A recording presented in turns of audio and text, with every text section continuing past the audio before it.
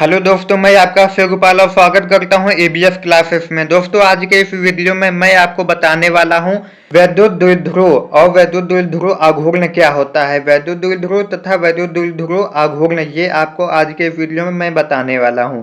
ये वीडियो आपका 12th physics का है। ये चैप्टर 1 के मोस्ट इम्पॉर्टेंट वाले टॉपिक हैं।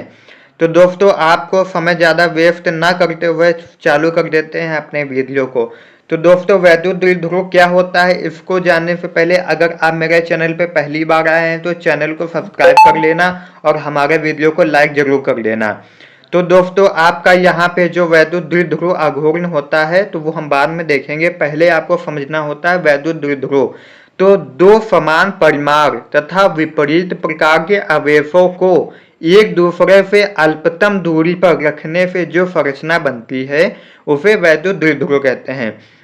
अभी दोस्तों आपको समझ में तो आया नहीं होगा, तो इसको दोस्तों हम ऐसे समझेंगे। देखो, पहले दो समान परिमाण तथा विपरीत प्रकार के आवेशों, यानी कि दोस्तों आप जैसे समझ लीजिए ये कोई एक बिंदु है, ये कोई एक बिंदु है, इसके बीच में एक रेखा है ना, जैसे कि यहाँ पे बना हुआ है ये। एक बार विपरीत प्रकार के आवेश, यानी कि एक पर हम प्लस क्यों और दूसरे पे माइनस क्यों लेते हैं चित्रानुसार। फिर दोस्तों क्या होता है, प्रकार के आवेशों को एक दूसरे से अल्पतम दूरी, अल्पतम दूरी का मतलब बहुत कम दूरी।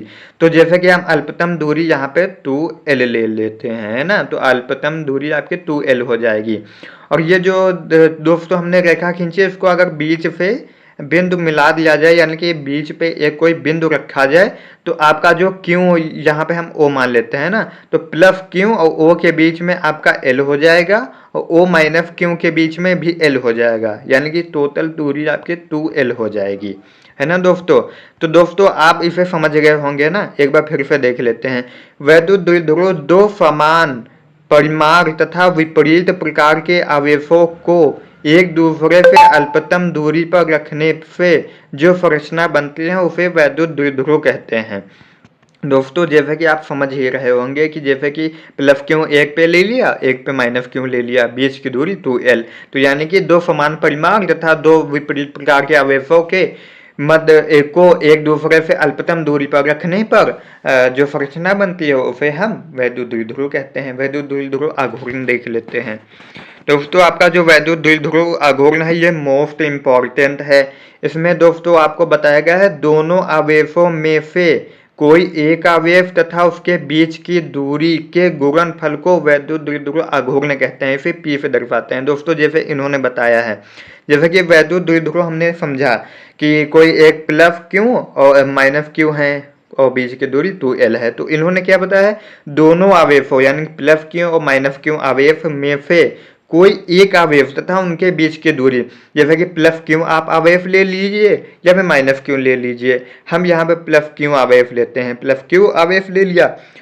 उसके बाद दोस्तों इन्होंने बताया उनके बीच की दूरी के गुणनफल, यानी कि इन दोनों के बीच की जो दूरी है उनके गुणनफल, तो यानी कि इनके बीच की दूरी आपका 2l है, तो क्यू गुणे 2l हमने ले लिया। ये देखो आपने, है ना, इसे P से दर्शाते हैं, वैद्युत द्विध्रुव आघूर्ण को P से दर्शाते हैं, तो P बराबर क्यू गुणे 2l हो गया। तो गुणनफल को वैद्युत द्विध्रुव आघूर्ण, इसे ही वैद्युत द्विध्रुव आघूर्ण कहते हैं, इसे P से दर्शाते हैं। तो दोस्तों बहुत ही आसान और सिंपल है, यानी कि दो आवेशों में से कोई एक आवेश तथा उसके बीच की न्यूनतम दूरी के गुणनफल को वैद्युत द्विध्रुव आघूर्ण कहते हैं। तो P बराबर क्यू गुणे 2l, या फिर आप इसे P बराबर 2ql भी लिख सकते हो, है ना। बहुत ही सिंपल है और मोस्ट इंपॉर्टेंट है, ये परीक्षा में जरूर पूछा जाता है। मात्रक आपका कूलाम मीटर हो जाएगा, जैसे कि यहाँ पे आप देख लीजिए क्यों, क्यों आपका क्या होता है, आवेश, आवेश का मात्रक कूलाम होता है, तो कूलाम हो गया। एल, एल मतलब लेंथ, लेंथ मतलब लंबाई, लंबाई का आपका मात्रक होता है मीटर, तो कूलाम प्रति मीटर। और हाँ दोस्तों, कभी कभी एक नंबर से बहुविकल्पी बन जाता है कि दिबाई किसका मात्रक है, या फिर यह भी पूछ लिया जाता है कि वैद्युत द्विध्रुव आघूर्ण का मात्रक, उसमें आपका ऑप्शन में कूलाम मीटर ना देकर डिबाई दिया रहता है। तो आप ये भी याद कर लीजिएगा कि वैद्युत द्विध्रुव आघूर्ण का जो मात्रक है वो डिबाई भी होता है ना। कूलाम मीटर तो होता ही है और साथ में डिबाई भी होता है, यानी कि दो मात्रक इसके होते हैं। उसके बाद दोस्तों आपका यहाँ पे बीमा जो है ये भी पूछ लिया जाता है, तो आप बीमा भी निकाल सकते हो। वीडियो देख लेना, हमने उसकी वीडियो अपलोड कर दी है, तो आप देख लीजिएगा उसे बीमा कैसे निकाला जाता है। उसके बाद दोस्तों बीमा में देखो AT×L, उसके बाद LTA, आप इसे लता भी पढ़ सकते हो जैसे LTA। तो आप जैसे कि नहीं आपको पता है तो आप ऐसे याद कर लीजिए लता, LTAA, यानी कि LTA लता आपका हो जाएगा यहाँ पे। तो दोस्तों आज के इस वीडियो में मैंने आपको दो टॉपिक बताए हैं, वैद्युत द्विध्रुव तथा वैद्युत द्विध्रुव आघूर्ण। ये आपका मोस्ट इंपॉर्टेंट है, वो कभी कभी पूछा जाता है, कभी नहीं पूछा जाता है, लेकिन उसके बगैर आप इसे समझ नहीं सकते हो, तो हमने इस वीडियो में आपको बता दिया। आई होप दोस्तों आज का ये वीडियो आपको पसंद आया होगा। अगर पसंद आया हो तो वीडियो को लाइक करना और मेरे चैनल को सब्सक्राइब करके बेल आइकन को ऑन पे सिलेक्ट कर लेना, ताकि मेरे वीडियो आपको सबसे पहले मिलती रहे। मिलते हैं एक नए वीडियो के साथ, तब तक के लिए जय हिंद, वंदे मातरम।